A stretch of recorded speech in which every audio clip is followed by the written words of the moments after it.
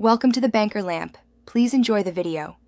You start by signing into the profile that will get the wallpaper. This ensures the change sticks to the correct account. Once signed in, insert a USB drive with your chosen image formatted FAT32 or ensure the image is on your console storage.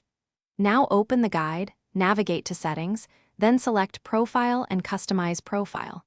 You do this first because the Xbox 360 reads images from user storage. Establishing location and profile avoids lost files and saves you time.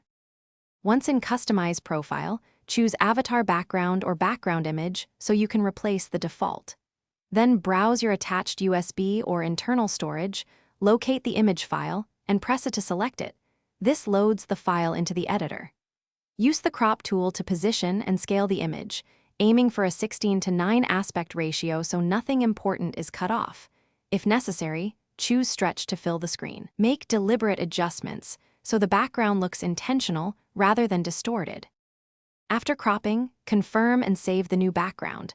The console will write it to your profile, so wait for the on-screen confirmation. Then return to the dashboard to verify the wallpaper appears on your home screen and across menus tied to that profile. If the image doesn't apply, make sure the USB is FAT32, the file size is under typical limits, and the image resolution is appropriate. If issues persist, copy the image to console storage and repeat the process to rule out the USB as the problem.